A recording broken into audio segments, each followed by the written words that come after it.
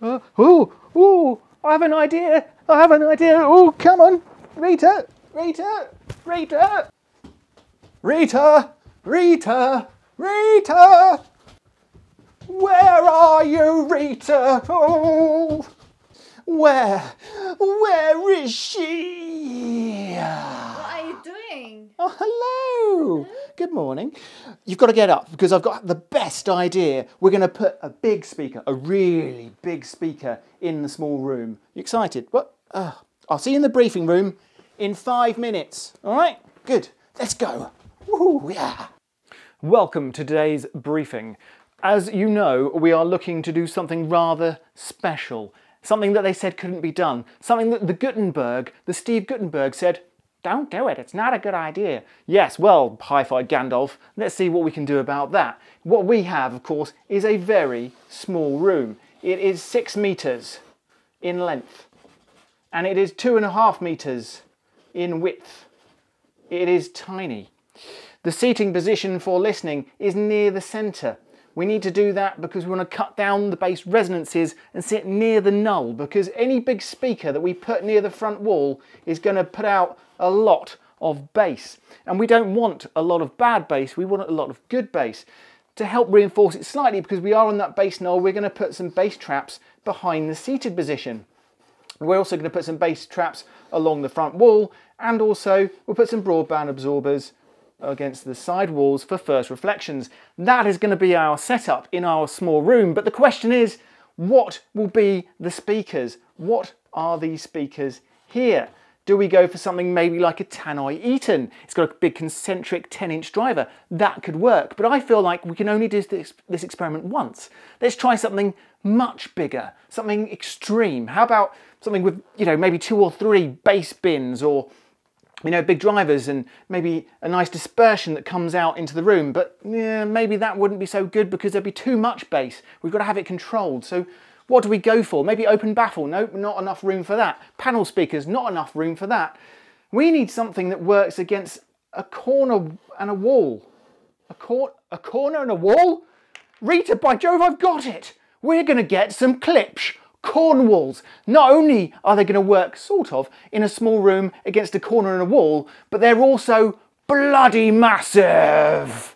Which is quite fun, isn't it? So yes, we're going to go for a Klipsch Cornwall against there. Now, there's a slight problem with that in that they do cost £6,500. No? Don't want that? Okay. How about, here's an idea.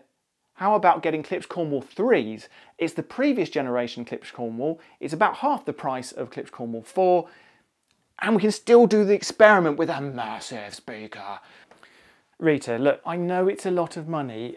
Do you know why we're doing this? Midlife crisis? No, not midlife crisis. Look, I've got you some homework. Study that, get the ins and outs, and we'll get going, yeah? Good, yeah. Super, awesome.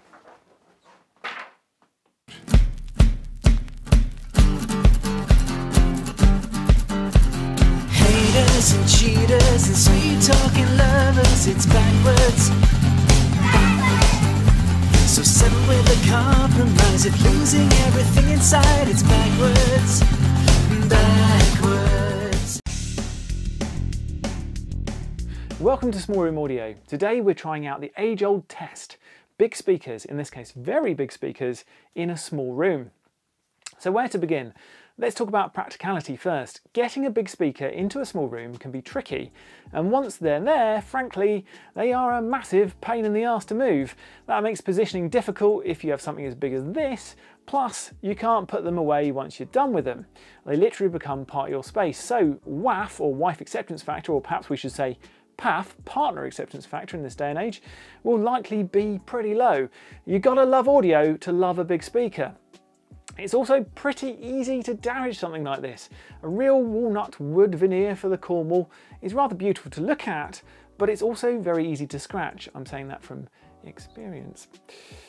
It's rather annoying if you do put a scratch in speakers like this, and you need to have all these practical considerations before you commit to it. It's a very nice piece though. I mean, just look at it. It's retro, but cool. The Cornwall is a 3-way design. Take off the grills and you'll see there is a horn compression driver for the treble and the mid-range. Then there's this wonderful 12-inch suspended paper cone driver, which gives big, fast, textured bass. The main issue we have in a small room is it's kind of controlling those bass frequencies so it's not boomy. We just want quality, we don't necessarily want tons and tons of quantity. Now I've got a fair bit of bass trapping from GIK Acoustics in this room, and I sit just south of the bass knoll near the centre of the room. That helps control what I hear from my listening position. However, go anywhere near the back of the room and things become boomy quickly and it's unpleasant. If you go down this route and buy big speakers, be prepared to listen in a particular spot, somewhere you've chosen that works, rather than anywhere random within your space. The other issue is driver integration. I'd say you need a minimum, absolute minimum, of 7 feet from the speakers to your listening position. And even then, if you sit up a bit or down a bit, you're going to get a little bit more tweeter or a little bit less tweeter. And clearly the drivers themselves would like more space to really get going and integrate properly. In terms of toe-in, I like a little bit of toe to lock in the centre image, but if you have more room, you could try crossing the streams and toe in extreme at angle. So I found that this really does help with imaging, and it did help when I tried it here with the Cornwalls, but the width of the soundstage became too narrow, and in my space I found that angle speakers took up too much room and looked a bit rubbish like that. So even audiophiles need a little bit of design aesthetic sometimes. Let's go now from top to bottom and see how it sounds.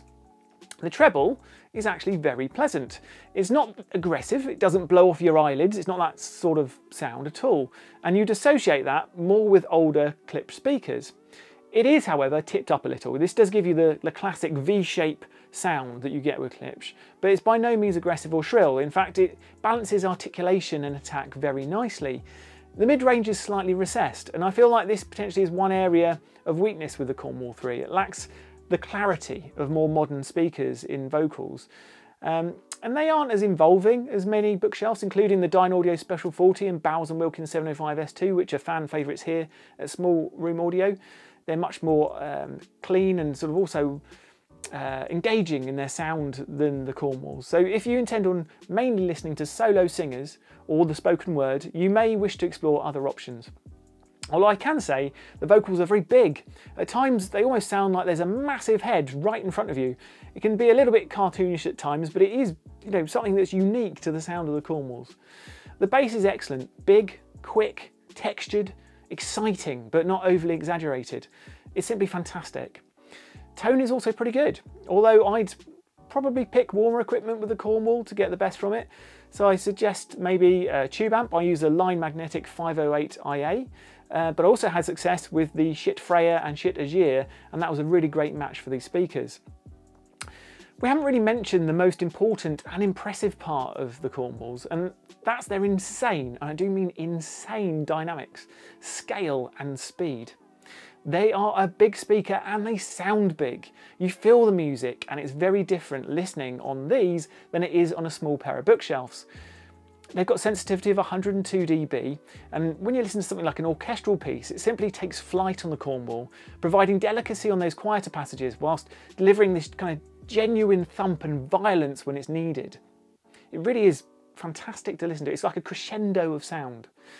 It's often cited that heritage products have a live quality to them, and I think that's very true, particularly when I listen to music from Rodrigo y Gabriela. This kind of classic guitar duo have phenomenal tracks. They're amazing. They do a lot of sort of live albums as well, and on the Cornwall, it's frankly phenomenal. You can't really get a sense of presence through any other speaker that I've heard anyway. Nothing comes close to the Cornwall for feeling that live, I suppose, that live visceral notion of sound. It just kind of is there and really bites. However, the most impressive and unexpected finding for the Cornwalls was how they handled electronic music. It's just so damn quick. It stops and starts on a dime, so tracks aren't just nimble and carry a rhythm. They zip along with enthusiasm and guile, and you get transported. At times I felt like I was having my own personal DJ set in a nightclub. A nice one, not one with sticky floors and bouncers that want to kill you.